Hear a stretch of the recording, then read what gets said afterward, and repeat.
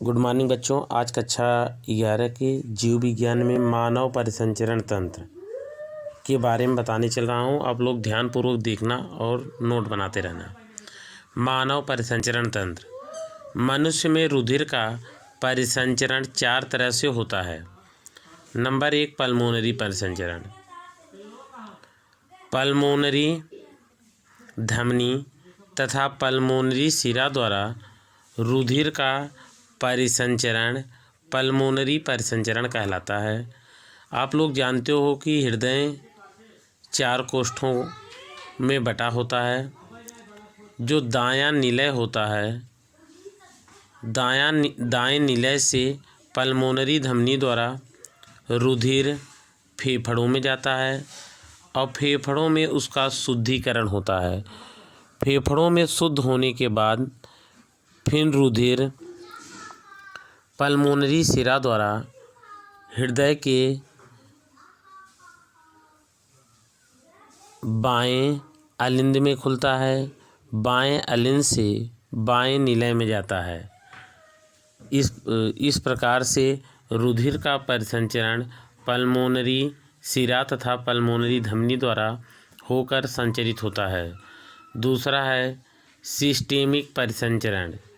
दाएं निलय से रुधिर महाधमनी में जाता है, जहां से पूरे शरीर में संचरण करता है और छोटी आंत से अवशोषित खाद्य पदार्थों को शरीर के अन्य भागों में पहुंचाता है।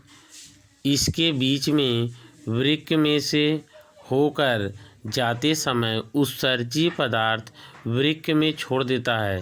शरीर के ऊपरी तथा निचले भाग से अशुद्ध रुधिर को लेकर दाएं अलिंद में जाता है।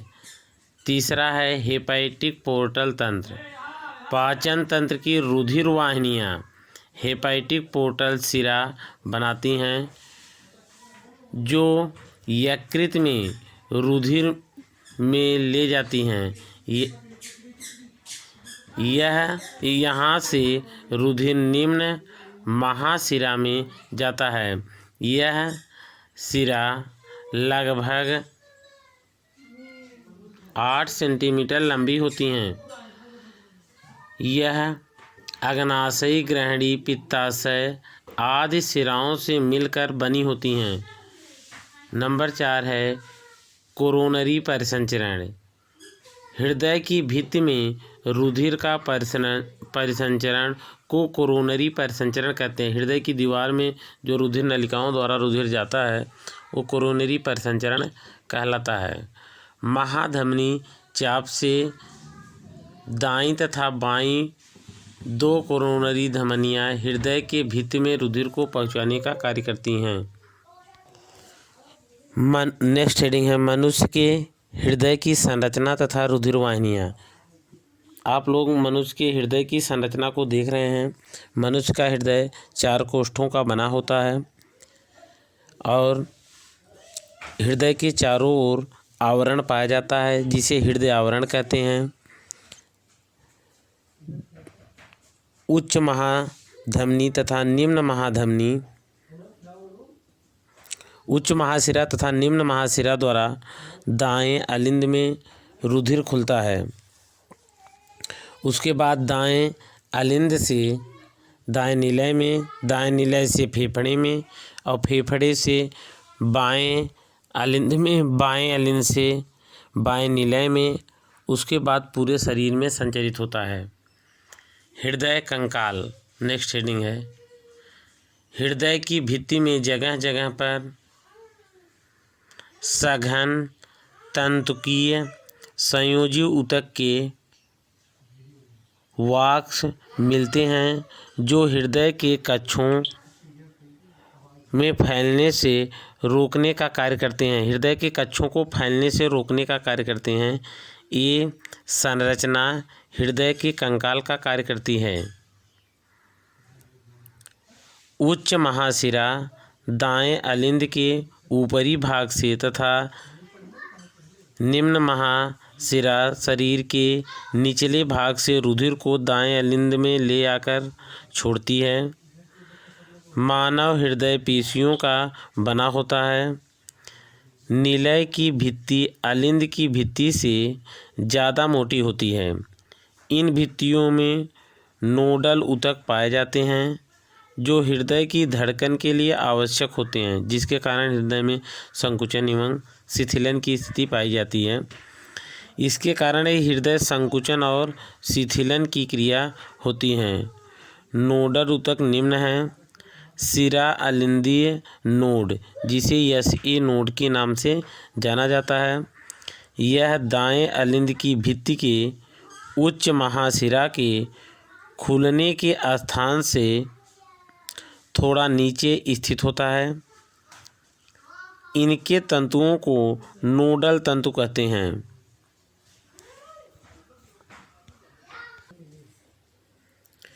SA नोड से ही हृदय स्पंदन प्रारंभ होता है। SA नोड से निकले अनेक पेशीय तंतु बाएं एवं दाएं अलिंद की पेशियों में हृदय स्पंदन की प्रेरणाओं का प्रसारण करते हैं। ये तंतु बिना किसी बाहरी उद्दीपन के ही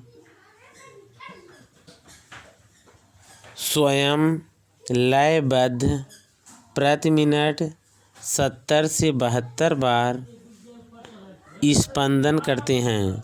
नेक्स्ट हेडिंग है अलिंद निलयी नोड। दाएं अलिंद के तल में अंतर अलिंदीय पट के निचले भाग में नोड पाए जाते हैं। AV नोड पाए जाते हैं। AV नोड से निकले तंतु निलयों में आकुंचन की प्रेरणा पहुंचाते हैं। नेक्स्ट हेडिंग है हिज का बंडल या अलिंद निलयी बंडल।